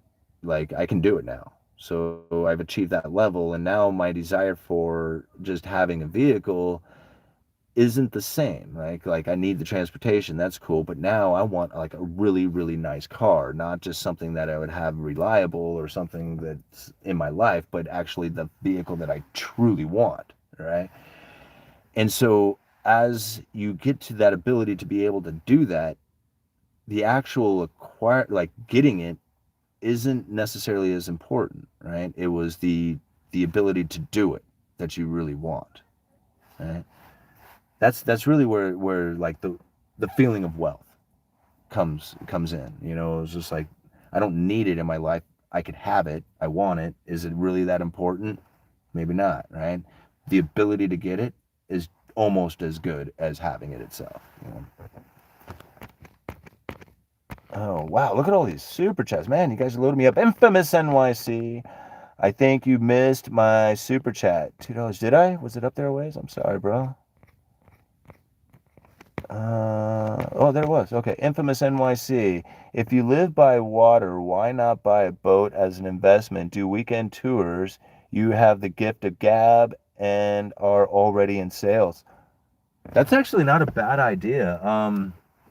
I have a few friends who do guides, fishing guides out there, and they do quite well at that. That's actually not a bad idea, you know, because people would love to just go out there and just cruise around on the river and, you know, get a tour of things out there and just not even go fishing, just get for a boat ride. So I can see where that could be a good business. That's a good idea.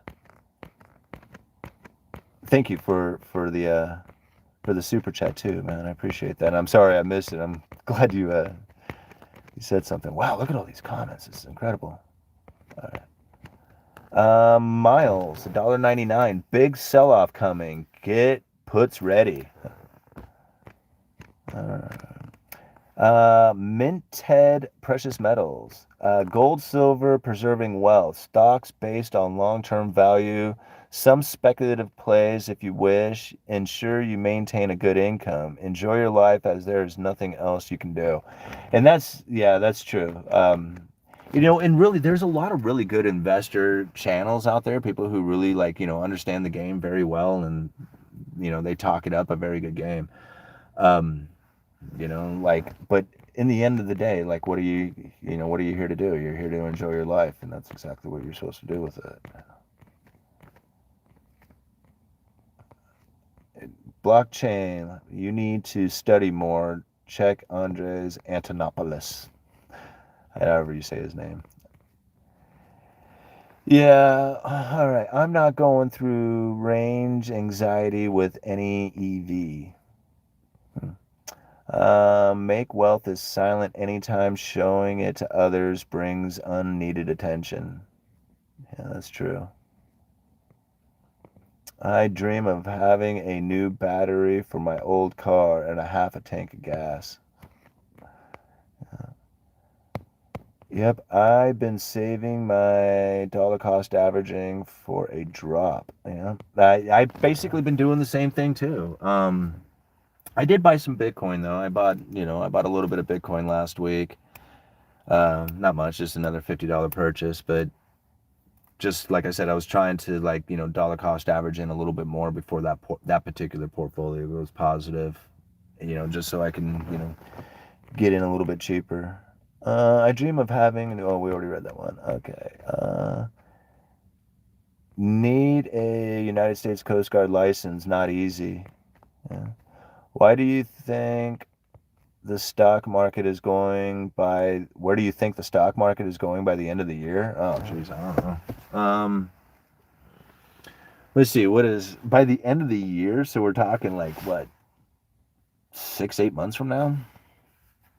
I think the Federal Reserve at some point is going to say that they are no longer raising interest rates, and I think that's going to have a profound impact on the markets. I think that they're going to love that information, even though nothing has changed yet. They're going to love that information. You're going to see a big rally off of that, and then you're going to start seeing like people having this positive attitude about the Fed's lowering of interest rates, which is really weird to think about, because if they're lowering interest rates, that means that the economy is not rolling so well, right? If the economy is doing well, then they would have high interest rates. If the economy is doing poorly, then they have to lower the interest rates to stimulate the economy. So lower interest rates is a bad economy taking place, which is actually going to be good for the economy, or good for the markets.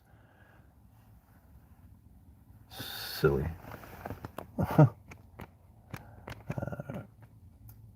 My friend is a tugboat man. Great pay. Yeah. Matt, are you streaming tomorrow? Yeah, I would imagine Matt would be streaming tomorrow, wouldn't you?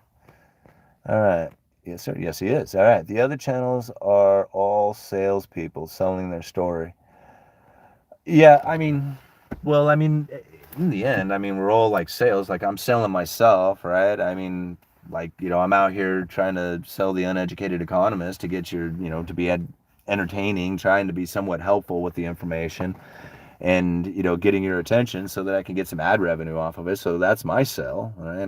There's other ways of doing this that makes a lot more money. That's like exploiting the viewership, but I don't want to do that. Like, that's not what my end result goal is. Now, a lot of other people are out there trying to make as much money as they possibly can. I do not look down upon them for that.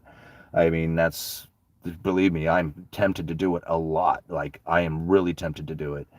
But I'm trying to stick true to who I am and what I started this channel for. And, really, there's a lot of ways of making money out there, and YouTube is definitely provided, a platform to do that with. It's quite strange. Like, I see some of the other YouTubers out there who don't necessarily have a platform built on economics. They're, built on something else or whatever. And they promote all kinds of products and they push all kinds of stuff.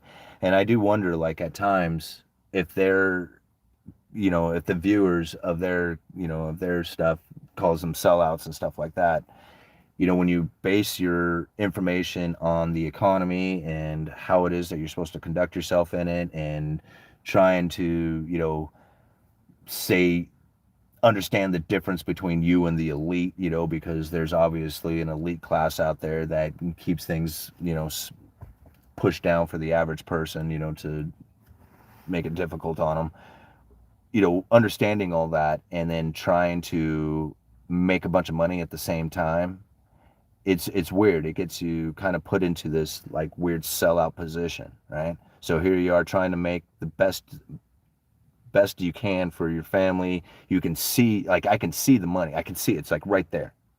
I can see it. It's like all the money I want, right? But I can't do it because it would hurt the channel.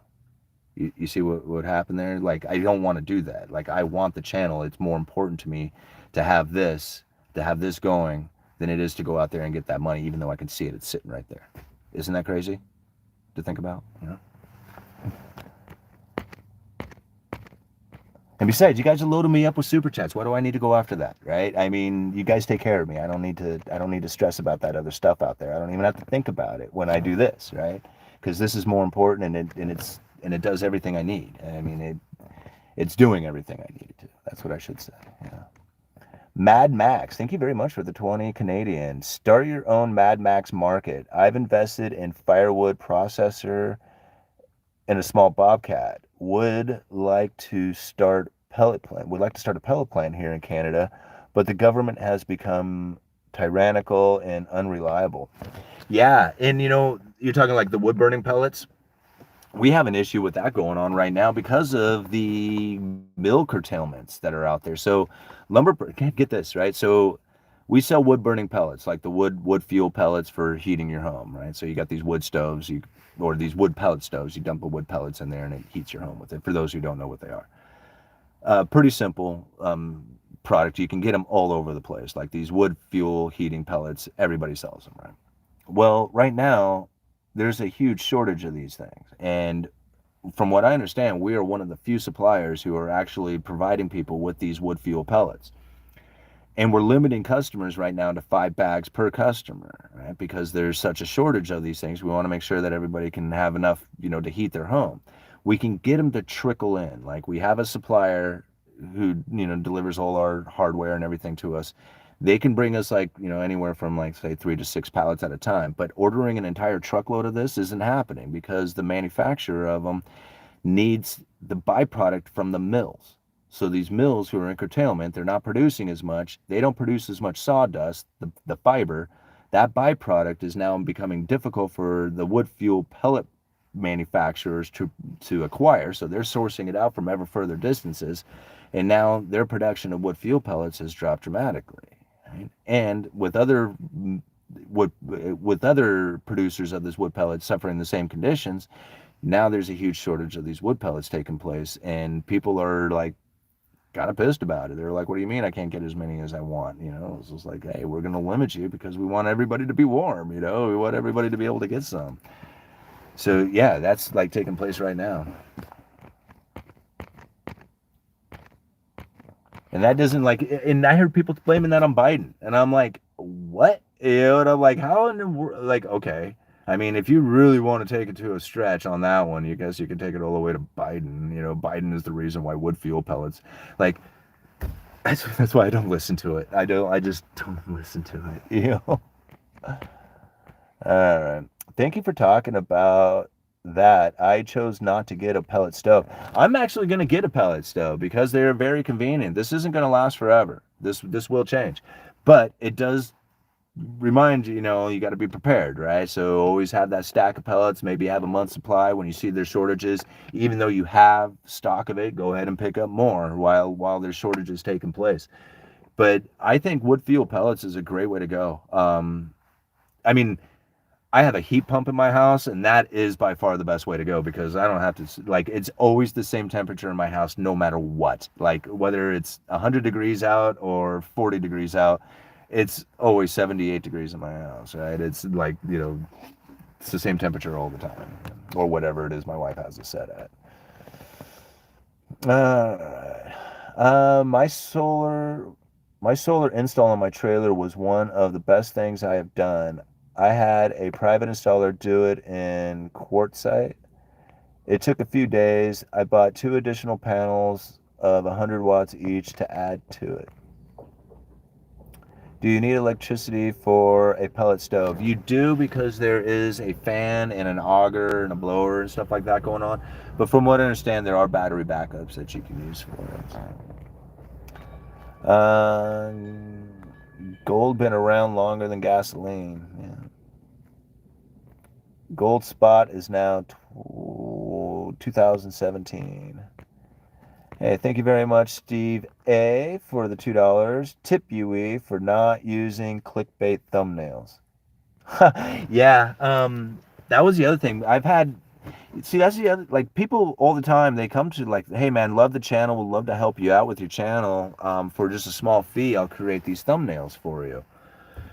And, and I thought about it. It was just like, yeah, I could use thumbnails. That might help out with the algorithm or getting more clicks on it or something like that. But again, like, I built the channel without it. Like, there was a short time when I first met George Gammon, he was helping me out with the channel, kind of, showing me some of the things that I could do to help update it a little bit.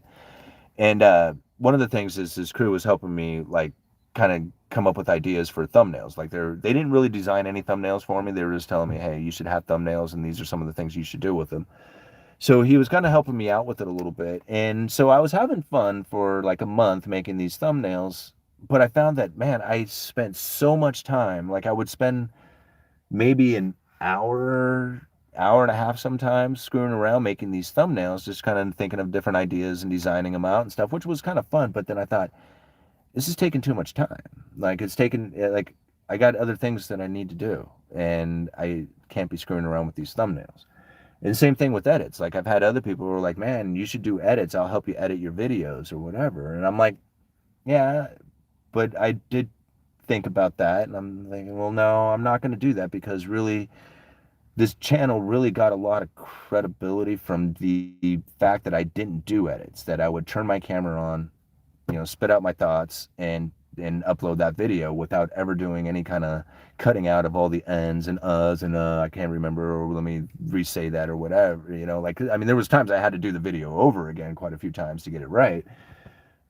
But I never edit my videos. I do them in one shot, one take, well, not one take, but one shot, And because I did that and I stuck to that, doing it that way, now I can just feel like I can just sit and talk all day. In fact, I do sometimes. We did a 3-hour live stream the other day. So that's really what I get for not doing it, was like, I have a channel that I was able to build to what I feel is a decent level without any of the gimmicks, right? I mean, I do occasionally put the clickbaity title out there, but you almost kind of have to if you want to get any kind of attention. Like, if you don't put a clickbaiting title, then the videos don't get noticed. But if you put something out there about how everybody's going to die tomorrow, it'll just take right off. Like, everybody will click on that. So, it's not, I mean, I would love to not do clickbaiting titles, but I kind of have to if you're going to get any kind of attention on YouTube. It's either that, or you get some crazy thumbnail that shows, like, like, oh God, everything's coming to an end, and you have them all freaked out there, and, like, this crazy face, because people click on scary faces and stuff like that, or people who look like they're panicking or something like that. All right, man, look at all these comments. Okay. If you are not yet George Gammon or McElroy status, you are not wealthy enough to start thinking about gold as an insurance. Get your money up first. Well, okay, I would agree with that. I would agree with that in the fact that if you don't have your money working for you in a way that you can retire from it, right, then yeah, you really shouldn't be screwing around with the gold and silver. Okay, that's a very, I can totally agree with that statement. It's not what I'm doing, right? But I could see where you're coming from on that. However, this is what I have to think about the insurance policy of it, is that I had in my life a time when I had no vehicle, broken down, or my vehicle was broken down, had to figure out a way to get to work, had nothing going on in my life, but I had a box of silver. And the only reason why I had that box of silver is because I wouldn't spend it, on bills or something like that. As long as it was sitting in silver form, it was always there, right? So no matter how tough my life got, I always had this box of silver. And when it got to the point where I didn't know what I was going to do for transportation, I was able to pull out a box of silver and trade silver for the title of a truck. That right there convinced me to always have a stash of it, right? Because you never know when or if or how. And if a bank closure or stock failures or company failure or whatever, lose your job. That is something that is sitting in, that box off in the corner or whatever, and you don't have to stress about it, and it's something that you can always have there, to allow you to sleep at night. I don't know how else to explain it, and that's my insurance policy. All right, GH 499, 6-month versus 2-year time frame, hyperinflation, deflation, stagflation, next 12-month, investing for growth or preserving wealth from devaluation. I think the next 6 months to a year is going to be very, very difficult. I would not be excited about anything out there. Maybe gold and silver, like those two cryptocurrencies, something like that. Safe haven places to be, which is also going to be like, the dollar and, maybe even possibly U.S. treasuries, which is kind of weird to think about. But all these things, I think, for the next year are going to be fairly decent places to go to, with less downside risk to it. Places that I would stay away from are anything that you had to like take out money to buy, like real estate. Those things are going to be kind of very questionable places to go to. It looks like my family is just showing up, so I'm going to have to take off, guys. We're going to end this one at an hour and 55 minutes into it with 543 of you. Thank you so much for joining in. This was a great live stream today with a lot of people joining in. 366 likes, over $208 in super chats. You guys are always so supportive. I can't believe it. It's just amazing. All right. Uneducated Economist, thank you so much. You let me know.